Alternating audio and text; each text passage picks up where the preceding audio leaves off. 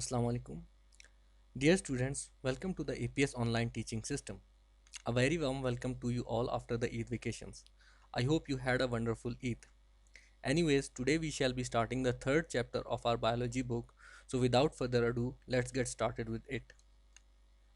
So in the previous 7 lectures, we completed first 2 chapters of our book. The first chapter introduced us to the basic concepts of biology, including some major branches and important terminologies. Whereas in the second chapter, we studied how a biological problem is solved scientifically along with the example of malaria. So today's lecture will be about the concept of biodiversity, including the classification, its aims, objectives, and basis, as well as taxonomic hierarchy or the simply levels of classification, taxonomic hierarchy or simply levels of classification. Lastly, we will look at the basic level of classification, which is the species level. So beta, what is biodiversity? Before discussing biodiversity, let's learn the meaning of the word diversity itself. The diversity refers to the multitude of something. इसका मतलब है कि किसी चीज़ की अकसाम. So biodiversity is the multitude of living organisms. यानी हमारी ज़मीन पर हज़ारों तरह के जानदार रहते हैं. सब एक दूसरे से मुख्तलिफ भी हैं और कुछ चीज़ें एक जैसी भी होती हैं. So this huge number of different organisms are referred as the biodiversity of Earth. The biodiversity of Earth range from the smallest viruses till largest animals all have their unique features. Interestingly, it is estimated that only one third of the total living organisms on Earth have been reported and catalogued. So remaining organisms are continuously being discovered and classified. Now this multitude of organisms is due to a continuous cycle of evolution. By the way, in a very broad terms, all the animal life form is called fauna, while all the plant life form is called the flora. So you might be wondering at this point that what is the importance of having all these different organisms in the first place? So beta, a diverse ecosystem provides us with a lot of useful products like medicines and industrial substances. Moreover, ecosystem is maintained by various type of organisms. For example, the corpses of dead plants and animals are decomposed by bacteria. Without them, there would be no decomposition. Similarly, other types of organisms are involved in production of nutrients like water, ammonia, and oxygen. So each and every member of this complete picture is important in sustaining life and ecosystem. Okay, so now that we have a concept of biodiversity, let's discuss the concept of classification. अब मैंने आपको बताया था कि बहुत सारी अकसाम के जानदार पाए जाते हैं. अब इतने ज़्यादा जानदारों को एक साथ तो स्टडी नहीं किया जा सकता ना. तो सबसे अच्छा तरीका ये होगा कि उनको ग्रुप्स में क्लासीफाई कर दिया जाए. इससे हमें ऑर्गेनिजम्स को उनकी खसूसियात की बुनियाद पर मुख्तलिफ कैटेगरी से ढूंढना आसान हो जाएगा, बजाय इसके कि सब कुछ मिक्स पड़ा हो. So the science that deals with the classification of living organisms into groups and subgroups depending upon the similarities and differences between them is called taxonomy. But at the same time, we have learned that all organisms had common ancestors and they have evolved from common simple organisms. So if we are considering evolutionary relationship as well along with the features of organism, this will be called systematics. यानी सिर्फ खुसूसियात को देखोगे तो taxonomy, और अगर खुसूसियात के साथ ये भी देखा जाएगा कि इस जानदार का ताल्लुक किस दूसरे जानदार के साथ है from evolutionary point of view, तो that would be called systematics. I hope you got the concept here. So what are the fundamental aspects and aims behind classification? Simply the common features, the features that are similar. These similar features will most likely suggest a closer relationship between two organisms.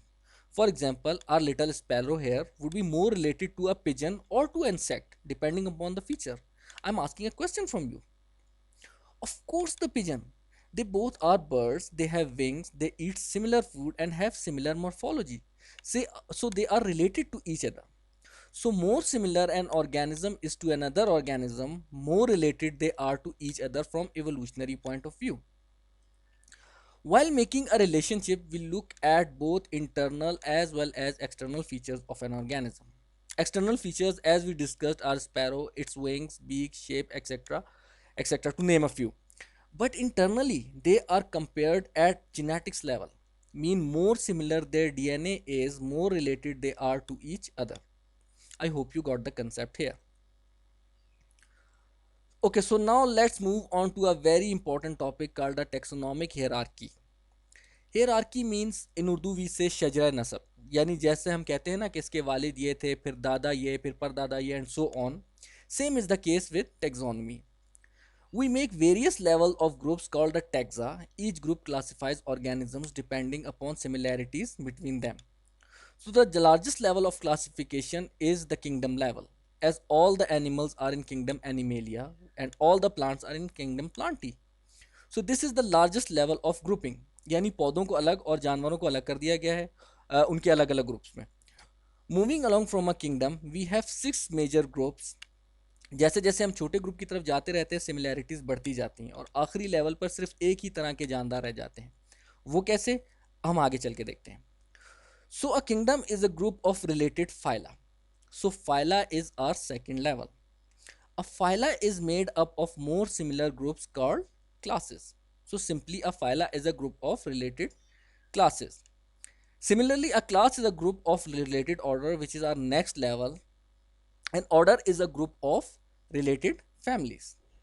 A family is a related of is a group of related genera, and finally a genera is, or a simply genus is a group of related species. Okay. Now, species is the fundamental level of classification which we shall discuss in a moment. But before that, I know it is difficult to comprehend all this info. So अब हम उल्टा चलते हैं छोटे से बड़े की तरफ, इस तरह आपको समझने में थोड़ी ज़्यादा आसानी होगी. सो एक जैसे जानदार एक स्पीशी बनाते हैं, जैसे कबूतर, pigeons. All the pigeons are a species. Now, related species make up of a genera. Similar genera make a family. Similar families make an order. Similar orders make a class. Classes combine to make a phyla. And similar phyla ultimately makes a kingdom. I hope you got the concept here. We shall also discuss an example momentarily which will make the concept even more clear. Anyways, let's get back to the species level, which is the smallest level of classification. So a species is a group of organisms that can interbreed with each other and produce fertile offsprings. In simple words, एक जैसे organisms एक species कहलाते हैं. Now cat and lion are in the same genre, but they are different species. बिल्ली वाकई शेर की खाला ही है, but the thing is that a cat can breed only with a cat and a lion with a lion, because they are different species. They can't interbreed with each other. So same organisms make up a species. I hope you got the concept of species because this is really fundamental in building the basic concepts of classification. Anyways, now let's look at an example. Your textbook contains an example of human and another organism, but we will be discussing a different and more interesting organism, which is the lion, everyone's favorite.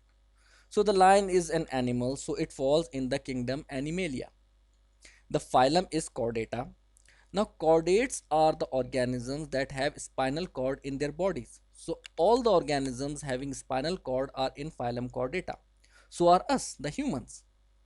Moving along, the class is Mammalia, means a class containing all the mammals. So what are mammals?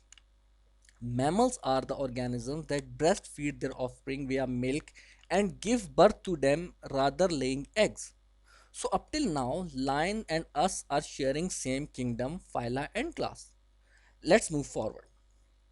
So the order of the lions is Carnivora, which is an order that contains exclusively carnivorous animals. So यहाँ पर एक फर्क आ गया. We are not exclusively carnivores. So our order is different from that of lion. Our order is called primates. ठीक है? So our order is called primates and the order of the lion is called the Carnivora. Moving along, the family of the lion is Felidae. अब फेलाइडे जो है cats भी इसी family का हिस्सा है. ठीक है, तो family the cats and lion both fall in the family of फेलाइडे.